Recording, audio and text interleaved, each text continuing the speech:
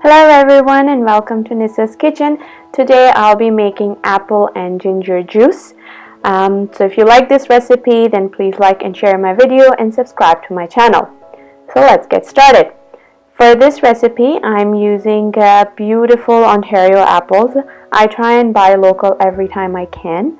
Then I'm also using a small ginger root. You don't need more than this for these 5 apples. If you put any more ginger, then it would be ginger juice more than apple and ginger juice. Other than that, I will be using 1 lemon. You can use lime if you want, but I like the taste of lemon more than the lime, so I'll be using 1 lemon. To start, I have washed my apples and I'm going to cut them and then core them.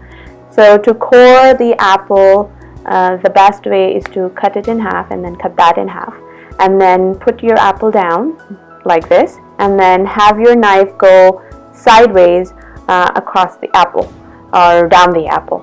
So I will show you guys once again. I'm going to cut this piece in half furthermore because the mouth of my juicer is a bit small.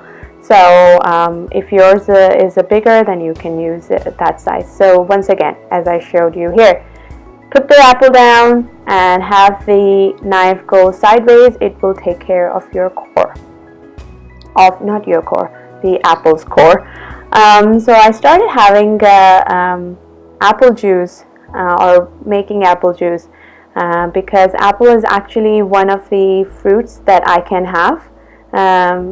There are many other fruits I can't have due to my allergies. And I don't always want to just eat the apple. So I started buying apple juice from stores, and I discovered that I get sick when I have apple juice from outside.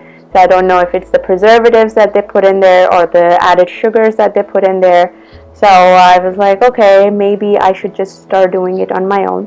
And I added lemon to it because it would go brown, and I was like, okay, people use lemon to not have apple go brown anyways, so I would just add that.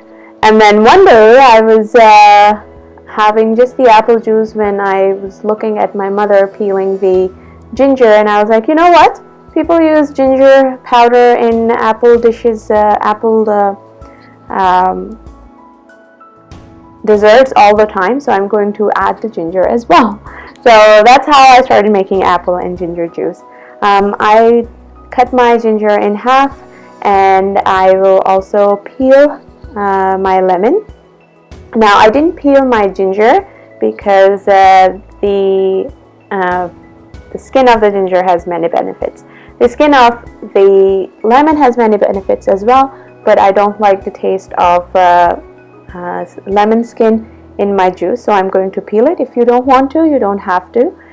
So once my my lemon is peeled, I'm going to cut it in half and I'm going to seed it because of course we don't want seeds getting stuck in the juicer. So here I have everything cut. My apples, my lemon, and my ginger is ready to go. I'm going to bring in my juicer and I'm going to start juicing. So here it is. You will see how absolutely beautiful the juice looks as it comes out. Now the foam of the juice will start gathering at the top, but the juice you will see as I juice it, like right here, how beautiful it looks. I also find that juicing any fruits or vegetables is one of the things you can have your children do as a sibling activity.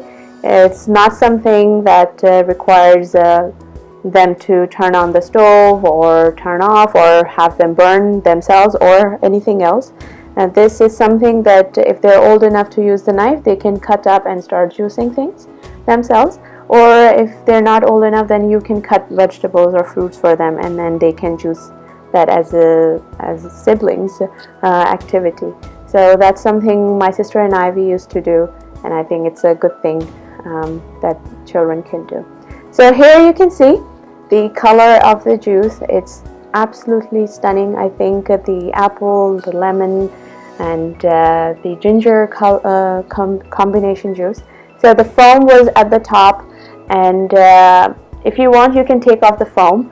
I don't want to. I'm going to mix it in, and if at this point you want to add cinnamon or nutmeg in this juice, you can go ahead and add that. I don't feel the need to do that, so I'm just going to enjoy the juice as it is. Also, if you want to, really want to, you can add sugar, but the apples are sweet enough, so you don't need to add any more sugar in this. So I had about 4 cups of juice come out from my apples and ginger and lemon. I'm going to keep it in a closed lid mason jar. You can keep it in any vessel that you have available. This will last about 2 to 3 days in the fridge.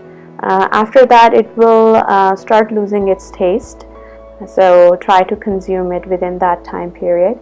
You can use it actually for many other things if you don't just want to drink the juice. I often use it in pasta sauces, and many people would come and ask me, oh, what is this different taste? And all I tell them is, oh, I just put in some apple juice, or I just had some apple juice handy and that's what I added in. So you can use it in pasta sauces. I've used it in soup. So many different ways you can enjoy apple juice, or you can just pour it in a glass like this and enjoy it like that. So if you liked my recipe, then please like and share my video and subscribe to my channel. Until next time, take care.